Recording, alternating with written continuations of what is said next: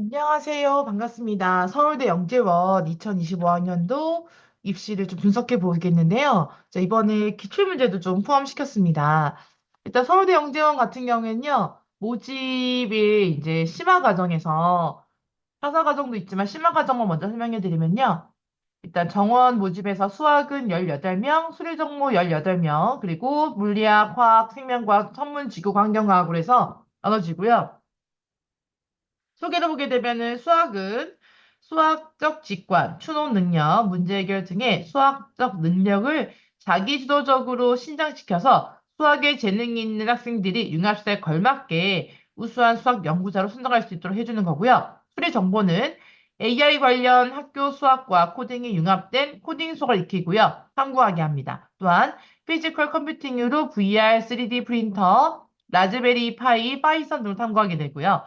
과학 융합 같은 경우에는 물리학, 화학, 생명과학, 천문, 지구환경이 있죠? 물리학과 화학, 생명과학, 천문, 기구학, 환경으로 나누는데 요 내용을 잘 읽어보시면 좋을 것 같아요. 물리학은 중력은 질량 사이 가진 물질 사이 작용하고 전자기 현상은 전하를 가진 물질 사이 작용이며 자연현상은 이러한 작용의 겉모습이고 물리학 분야는 자연에서 발견된 물질의 상호작용에 관련된 개념과 법칙을 학습하게 됩니다. 화학은요, 우리 생활 주변에서 쉽게 만나는 화학 물질이 다양한 물질의 조성, 구조와 성질, 물질 사이의 변화와 합성 반응 또는 물질의 분리 등에 관해서 화학의 이론 강의와 실험 실습을 교육함으로써 물질 세계와 물질 사이의 상호작용을 좀 더 깊이 이해할 수 있게 도와줍니다. 생명과학은요, 다양한 생명 활성을 이해하기 위해서 이루어진 연구과학의 과정에 대해 공부하고요. 그다음에 상황이 허락하는 경우는 실내 실험과 야외 관찰 탐구를 병행하게 됩니다. 그리고요, 천문 환경 같은 경우에는 기본적인 이제 수학 및 과학 지식을 기초로 해서요, 천문, 대기, 해양, 지광에 관한 내용을 배우게 됩니다. 이제 원서 접수는 이제 8월 달에 공고 난 이후에 9월에 시작하고요. 그리고 10월 달에 상해적인 문제 해결력 검사를 하게 됩니다. 보통 특강으로 학원에서 많이 하는데 저희 리얼스 영재 아카데미 같은 경우에도 한 달 정도의 대비 기간이 있습니다. 그리고 통과되게 되면 면접을 하게 되고요. 그리고 이제 면접 후에는 최종 발표가 11월 8일에 있네요. 11월 2일 날 면접이 있습니다. 대학교 영재원 같은 경우에는 연세대 영재원도 있다 보니까 중복으로 합격한 친구는 둘 중에 한 군데를 선택해야 되겠죠. 네. 그 다음은요. 서류 같은 경우에는 입학 지원서가 있고요. 그리고 개인정보 동의서와 정원 외에 모집 지원 자격 확인서가 있고 추천 선무가 있습니다. 추천인 자격으로는요. 재학 중인 학교의 담임교사 또는 지원 분야의 과목 담당교사 또는 지원자가 졸업한 초등학교 교사 그리고 영재교육진흥법에 따라서 설립 운영되는 영재교육 기관에 계시는 교수님이나 교사 선생님한테 추천서를 받을 수 있습니다. 그리고 이제 일단 제출한 서류 외에도요, 자기소개서 한 부가 필요하고요. 그 다음에 영재교육기관 수료 증명서 한 부와 네, 생활기록부 2가 있습니다. 6학년이 지원하는 경우에는 초등학교 1학년부터 5학년까지가 필요하고요. 중학교 1학년 같은 경우에는 초등학교 전학년의 생활기록부가 필요합니다. 초등학교 과정 동안에 했었던 생활기록부 내용이 이제 중요하겠죠. 그리고 탐구활동 산출물이 세 부인데요. 여기 보시게 되면은 본인이 수행한 탐구활동 산출물 자료를 세 부 이내로 하는데 자료 한 부당 A4 3페이지 이내이기 때문에요. 세부로 내란 말은 세 가지를 내란 얘기입니다. 그러니까 보통 이렇게 한 가지만 내는 친구도 있겠지만 세 가지까지 내는 경우가 더 합격률이 높겠죠. 시험 방식은요, 일단 수리 정보 분야의 과학 분야의 지원 분야 맞는 문제 출제하게 되고요. 과학 융합 지원의 경우 1지망, 2지망, 3지망, 4지망까지 선택 가능하고 있습니다. 높은 정선을 받은 친구들에 한해서 더 합격이 높겠죠. 그리고 면접 방식은 인성면접관과 영재서 평가를 담당하는 면접관이 따로 계셔가지고 두 분이 따로따로 면접 보게 되고요. 시험 대비는 초등 정과정, 중등 정과정, 응용 심화를 탄탄하게 하고요. 서술하는 독해학력이 필요하게 되겠습니다. 네. 자, 일단 자기소개서 문항인데요. 일단 우리 1번부터 이제 문항이 이제 총 뒤에 문항까지 5번, 6번까지 있습니다. 1번 문항은요. 지원자를 선발해야 될 이유를 동기 및 장래희망과 관련 지어서 기술하고 700자 이내로 씁니다. 띄어쓰기를 포함하거나 포함하지 않거나 다 가능하고요. 왜냐하면 출력해서 내기 때문에 가능합니다.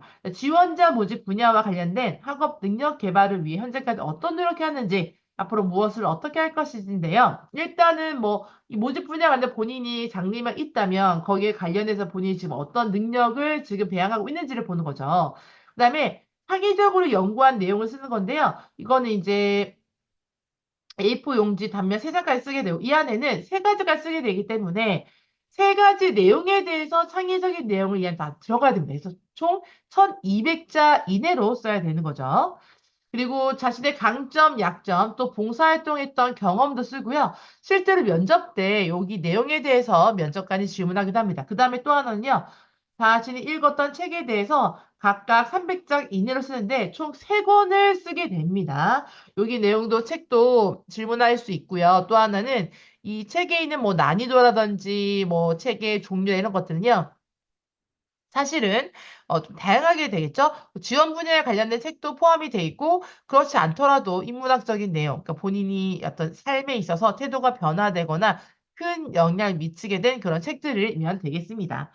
표준 같은 경우에도 어떻게 보면 본인이 직접 읽은 책이 되겠죠. 그리고 보통 보면은 본인이 진짜 감명 깊게 읽고 너무 좋았던 책은 계속 말로 막 이렇게 막 떠들 정도로 너무 좋았다, 너무 좋았다 하면서 막 그 내용의 얘기를 꼭 다른 사람한테 전달하고 싶어 하잖아요.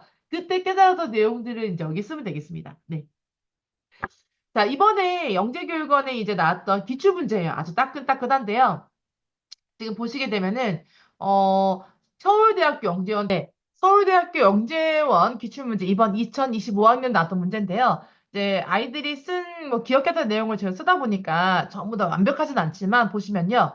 제시문이 나와요. 뭐 식물을 합성하지 않는 부위는 산소가 모자라면 정하지 않는 이상 죽는다. 그러니까 피나무 심고 진흙으로 뿌리 부근을 채운 뒤에 밟아주었는데 일주일 뒤에 죽었고 2주 여행을 하는 동안에 화분에 물을 못 줘서 양동이에 담겨놓고 여행을 다녀왔더니 죽었고 여행 일정 중에 못 보는 보는 게 있었는데 늪 보는 게 있었는데 늪에 수련이 멋지게 피어 있었다. 또 여행 중에 늪을 보는 게 있어 늪에 수련이 멋지게 있었대요. 다른 나무들과는 달리 소나무는 잎을 떨구지 않는다. 이런 제시문이 있었습니다. 이 제시문을 가지고 문제가 있죠. 피나무가 죽은 이후 뿌리의 생존과 조건의 기능을 고려해서 쓰세요. 화분의 식물이 죽은 이유를 추론해 쓰세요. 화분의 식물과 수련의 차이점 쓰세요. 왜 죽었는지 안 죽었는지. 또 소나무는 어떻게 겨울에 잎을 떨구지 않는가. 이런 내용을 난 거예요. 그러니까 생물 분야에도 문제가 상당히 어렵죠. 이 내용에 대해서 유추해낼 수 있는 부분도 있어야 되고 상식도 필요하고 관심 분야야 되겠죠. 또 물의 비열과 스테인리스 비열 나와 있고요. 여기에서 이제 이동서 쓰이는 열량과 실제 쓰이는 열량을 비교하는 것들, 가스레인지의 효율을 구하는 문제, 또 디젤과 가솔린 차 연료로 쓰이는데 분자계 사전 공간을 갔다 했을 때 이산화탄소와 산소가 몇 개씩 만들 수 있는가? 환경에 미치는 무엇인가? 소소차는 왜 친환경사로 불리는가? 이런 거에 대해서 본인의 생각도 쓰게 되고 내용 씁니다. 여기 보시면 4번 문제 같은 경우에도 뭐 1992년부터 2007년의 변화, 2008년부터 2003년의 변화를 쓰라. 뭐 빙하가 녹는가? 해수면 온도가 해수 안쪽보다 낮다. 이유는 뭔가? 이런 그래프에 대한 분석, 그리고 클렌저험에 대한 실험에 대한 내용이 나오고, 그거에 대해 더 타당한 것 이유를 정했는데 어떻게 더 타당한지 뭐 염화나트륨 수용액 끓는 점 정했는데 어떤 제시된 것 중에 어떤 게 타당한지 이런 결과가 차이가 크지 않지만 어떤 것을 이용해 검증해야 되는지를 쓰는 거예요. 네, 무지무지 다양하죠. 여기 4번 문제에 관련된 그림은 요 그림이 있습니다. 방향이 변화 바뀐 거예요. 그래서 지금 딱 보시면 알겠시겠지만 문제가 상당히 어렵습니다. 이런 문제를 풀 정도가 돼야 되고요. 또 이런 문제를 답을 좀 잘 쓸 수 있어야 되면 교과과정에 중학교 교과과정 뛰어넘어서 고등학교 교과과정까지도 알고 있어야 됩니다. 뭐 지구과학 1, 생물 1, 화학 1, 물리 1까지는 또 알고 있어야지만 풀 수 있는 내용이 될 수 있겠습니다. 면접 퀴즈 같은 경우에는 선생님 두 분이서 1대1 했고요. 1번 방, 2번 방 나눴는데, 뭐, 예를 들어서 취미가 뭐냐. 어떤 친구는 자기 꿈이 뭐, SF 소설가였거든요. 그래서 거기에 대한 꿈에 대해서 그 SF 소설가랑 지금 우리 영재교육은 어떤 관계 있느냐라고 하는 경우도 있었고요. 또 본인이 SF 소설가의 꿈을 가지고 있다 보니까 거기에 대해서 관련된 책, 어떤 것이 기억에 남느냐 해서 그런 걸 질문하겠고요. 또 꿈을 이루고 난 후에는 또 뭘 할 거냐. 영재교육원에서 어떤 점이 다녔는데 뭐 서울교대 영재원 다녔던 친구인데 어떤 점이 좋았느냐 물어보기도 하고요. 또 연구 주제가 또 관련된 이론 문제였어요. 어떤 친구는 광물에 대한 연구, 보석에 연구했는데 연구를 하다 보니까 광물과 보석의 차이는 뭔지에 대해서 막 꼬리에 물고 연구한 거에 대해서 압박 면접했었습니다. 그래서 본인이 직접 연구한 내용이 아니라면은 그런 압박 면접에 대해서 되게 힘들겠죠. 그래서 연구하는 과정 속에도 아이들이 직접 할 수 있어야 되고요. 또 어떤 친구는 드론에 대해서 관심이 많아가지고 물리를 지원한 친구 중에 드론에 대해 썼다 보니까 이제 드론에 대해서 관련된 물리 법칙이 무엇이 있는데 거기에 대해 설명해 보라. 라던가 드론과 관련된 과학적 원리가 무엇인지를 물어보기도 했고요. 또 드론을 좋아하게 된 계기나 또 그것을 좋아하는데 우리 영재원에 지원하게 된 동기는 무엇인지를 물어보기도 했습니다. 이렇게 해서 아이들마다 각자 케이스 바이 케이스로 면접에 대한 질문이 다양했다는 거고요. 압박 질문이 워낙 있다 보니까 면접 준비를 할 때는요. 본인이 했던 내용, 본인이 하였던 경험들이 반드시 자기소개서라든지 연구보고서에 녹여 있어야 되겠습니다. 영재교원 유리한 학생 어떤 학생이냐면요. 풀이 과정을 좀 꼼꼼하게 쓰고요. 유창하게 써는 뛰어난 학생들이고요. 다른 친구를 좀더 기발한 생각을 할 수 있어야 되는데요. 일단 논리적인 사고와 읽고 쓰고 말하기가 뛰어나야 됩니다. 두루두루 다방면에 지적인 호기심이 있어야 되고 내공이 좀 있는 학생들이 되겠죠. 또 책을 많이 읽고 생각하고 정리하면서 평소에 꾸준하게 내공을 쌓았던 학생이 도움이 되고요. 또 꾸준하게 탐구 활동을 해야지만 세 가지 쓸 수 있겠죠. 또 하나는 자기 주도성이 무엇보다 뛰어나면서 말을 해보면 그게 정말 관심 분야가 어떤 건지 거기에 대해서 주도적으로 어떤 노력을 하고 있는지가 나와요. 네, 이거는 완전 연습만으로는 막 달달 외워서는 할 수 없는 부분 되겠습니다. 데뷔 전략으로는요, 일단 기존의 시험을 진행해서 기출문제 좀 많이 봐야 되는데, 그 기출문제조차도 실제로 풀어내기 쉽지 않습니다. 하지만 연습이 필요하고요.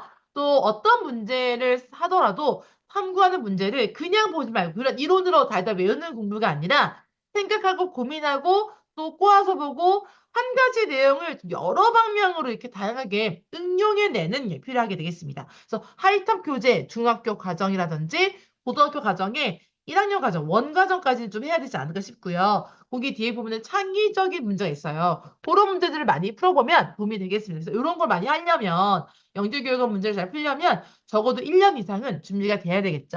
그리고 융합과학의 경우에는 또 에세이를 쓰는 게 나옵니다. 아까도 말하겠지만 생각을 쓰라는 게 나오기 때문에 평소에 쓰고 말한 능력을 잘 훈련해야 되고요. 이러기 위해서는 책도 많이 읽겠지만 책을 읽고 난 이후에 이야기하는 거, 또 하나는 글 쓰는 거, 또 하나는 신문을 좀 읽으면서 생각하는 열 길러가는 것도 되게 좋겠습니다. 그다음에 데뷔 전략은요, 뭐 책을 많이 읽고 내공 쌓고 탐구 활동 꾸준히 하고 자기소개서 내용이 들어가는 미리 파악하셔서 거기에 관련된 활동을 미리부터 준비하셔야 되겠죠. 짧은 시간에 뭐 1차 합격서 발표 난 이후에 준비하기 부족하기 때문에 미리부터 1년 전부터 조금 체계적으로 준비하고요. 사실 탐구 활동에 쓴 이 세 가지가 실제로 대회에도 출품할 수 있는 거고 대회 출품했던 것들 또 영재교원에 다녔다면 영재원에 했던 과제를 낼 수 있기 때문에 탐구를 통했던 것들을 낼 수 있기 때문에 이런 것들을 조금 함유하면 좋겠죠. 그래서 미리부터 준비하시는 것이 중요합니다. 서류 준비할 게 많으니까요. 이런 과정은요, 영지원 준비가 마치 특목고를 준비하는 그런 과정과 비슷하기 때문에 영재학교나 과학고를 준비하는 친구들이 많이 하고 있습니다. 그렇게 해서 서울대 영재원이 어떻게 대비될지 말씀드렸는데요. 실제로 합격한 친구들 너무 기쁘겠죠. 떨어진 친구들은 슬플 수 있겠지만 실제로 이런 역량들을 보는 것도 보면 제가 영재원 합격한 친구를 보게 되면 서울대 영재원 친구 간 합격들 좀 약간 오타쿠 기질, 뭔가 하나의 분야에 깊이 파고든 친구들, 또 말을 잘하는 친구들, 또 하나 글도 잘 쓰는 친구들, 또 자기가 관심 분야 나름대로는 좀 뭔가 깊이 있게 탐구를 해본 친구들이 유리하다는 것입니다. 또 기본적으로 수학이든 과학이든 내공이 많이 쌓여 있어야 되니까 그런 것들을 주요하게 생각하시면서 조금 선행을 하셔야 되지 않을까 싶습니다. 지금 현재 5학년 친구들 내년에 영재원 시험 봐야 되잖아요. 지금부터 조금 깊이 있게 공부를 해놓은 것이 도움이 될 것입니다. 그렇다면 다음에 또 다른 영재원 대비 전략으로 또 소개해 드릴게요. 감사합니다.